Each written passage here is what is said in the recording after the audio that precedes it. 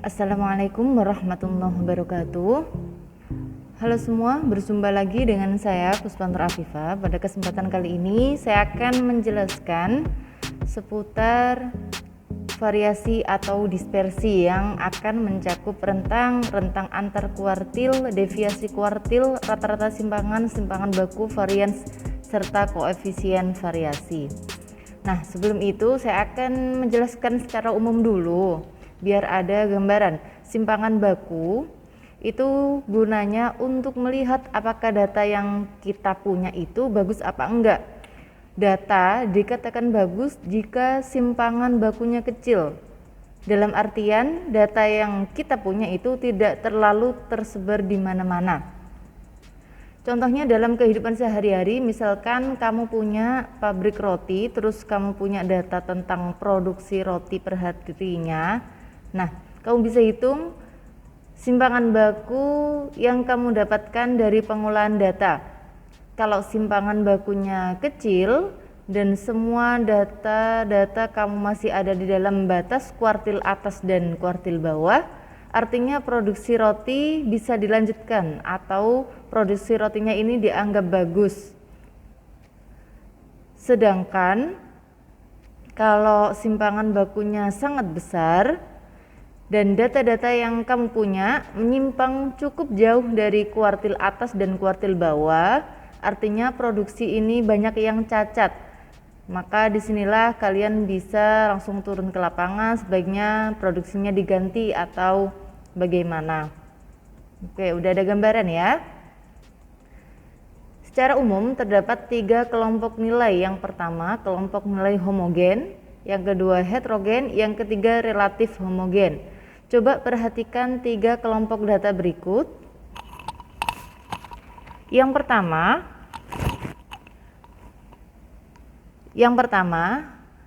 ada data semuanya itu 50.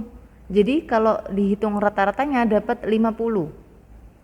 Yang kedua ada data yang pertama 50, kedua 40, ketiga 60, keempat 70, terakhir 30. Kalau dihitung ternyata rata-rata sama, yaitu sama-sama 50. Yang ketiga datanya ada 100, 40, 80, 20, yang terakhir 10, rata-ratanya sama-sama 50. Artinya apa di sini? Yang pertama itu sama. Di sini rata-rata mewakili kelompok data yang sempurna, baik karena flat setiap datanya seperti itu. Yang kedua cukup baik, yang ketiga tidak dapat mewakili karena simpangannya sangat besar.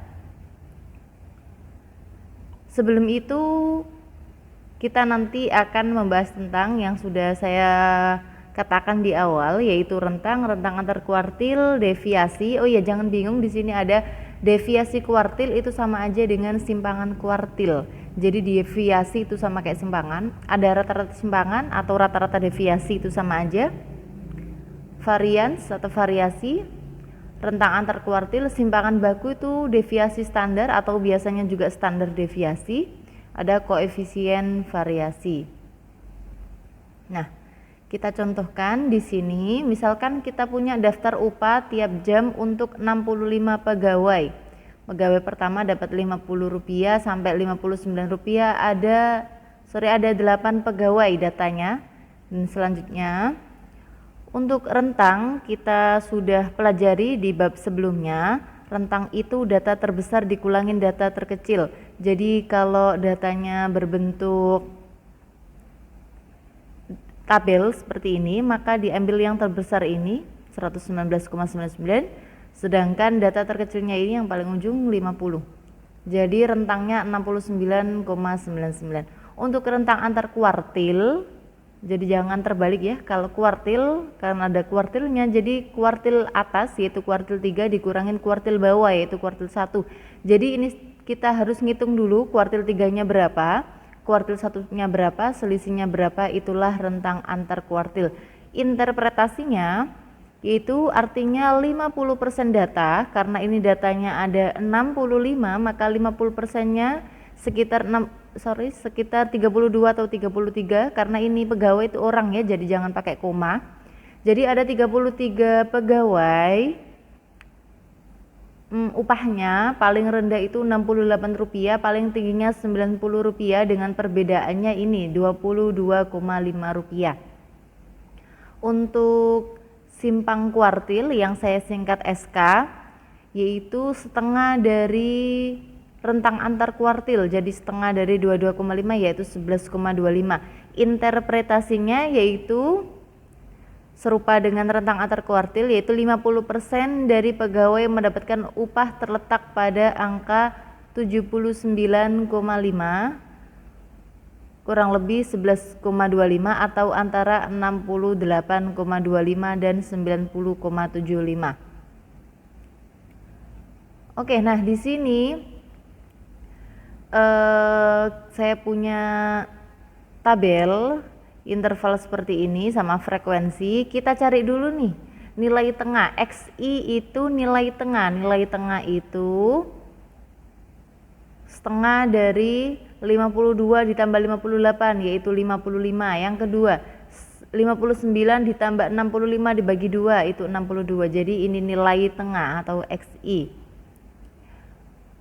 Nah, kita ini tujuannya mencari apa sih sebelumnya ya? Coba harus fokus. Tujuannya di sini yaitu mencari rata-rata simpangan, mencari simpangan baku.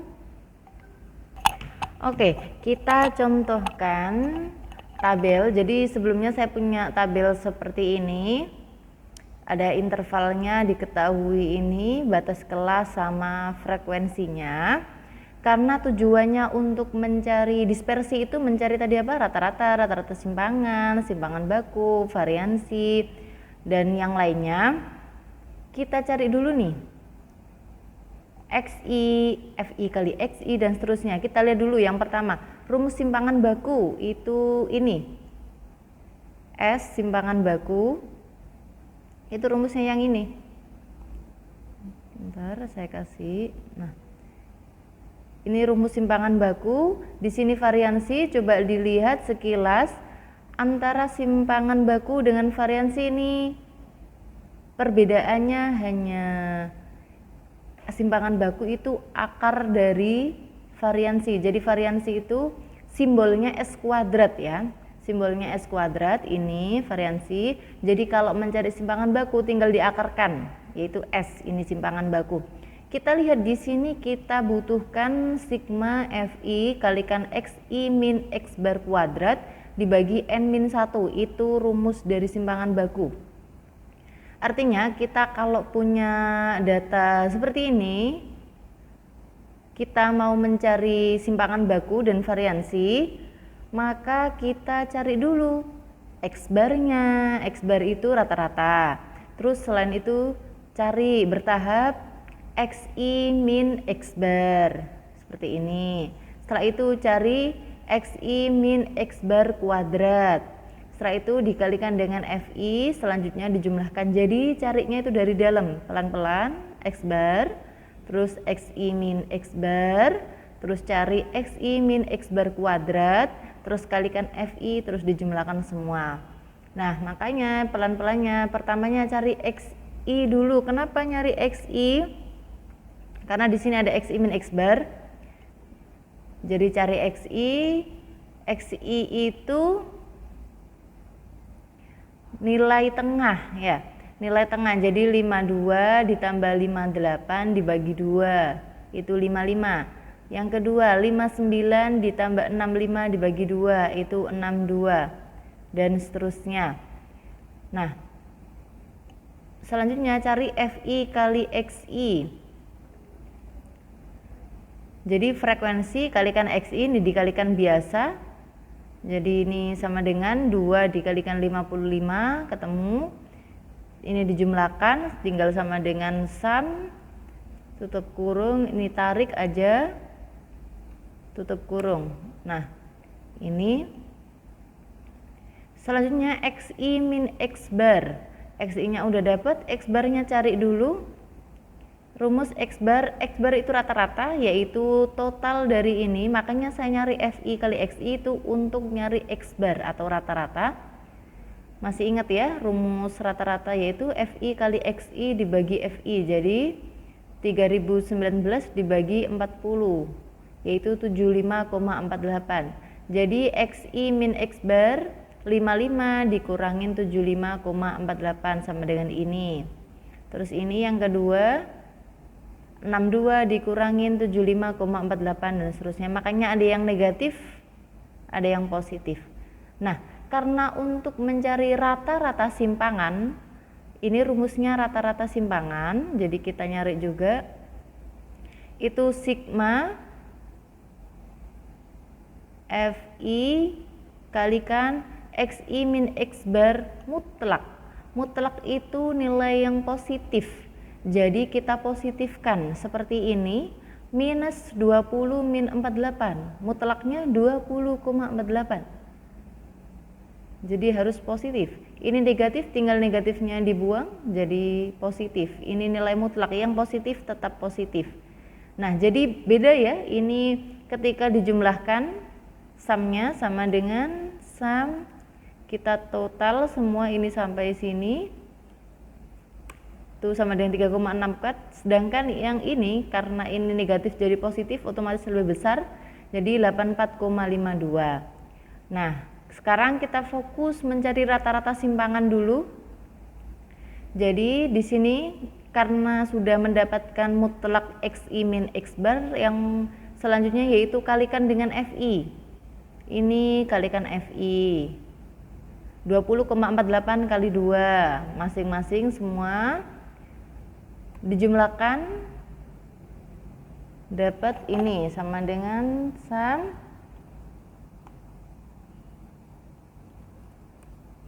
348,2. Nah, jadi RS-nya rata-rata simpangan tinggal sama dengan ini dibagi N-1. N-nya ini ada 40 data ya. 40 data jadi N-1 itu 39. Oke, jadi rata-rata simpangannya 8,92. Oke, selanjutnya simpangan baku. Oke, ini rumusnya. Nah, kita tadi baru nyampe rata-rata simpangan, nyampe sini ya. Karena simpangan baku ini harus Xi min X bar kuadrat, jadi kita kuadratkan. Xi min X bar kita sudah punya ini, minus 20,48 kita kuadratkan, dapat masing-masing dikuadratkan, kita jumlahkan dapat ini. Nah, ingat karena rumusnya harus dikalikan Fi, jadi kita kalikan ini dengan Fi, jadi 419, sekian dikalikan dengan 2 dapat ini, terus 118 sekian dikalikan dengan 7 dapat ini, dan seterusnya kita sum. Udah, kita masukkan ke rumus simpangan baku. Jadi yang atas itu kan sigma Fi kalikan dan seterusnya itu ini. Sigma itu jumlah. Jadi masing-masing sudah kita jumlahkan jadi sama dengan 4643,976 dibagi N-1, N-nya 40 dibagi 39 ya, jadinya sama dengan 10,91. Jadi simpangan bakunya 10,91. Nah, karena S-nya dapat, otomatis S kuadratnya langsung dikuadratkan ya. 10,91 kita kuadratkan dapat 119,0281. Oke, bisa ya? Oke, itu yang bisa saya sampaikan. Jadi kita sudah belajar dispersi variasi. Jangan lupa dicoba di Microsoft Excel kalian semua. Terima kasih, saya akhiri. Wassalamualaikum warahmatullahi wabarakatuh.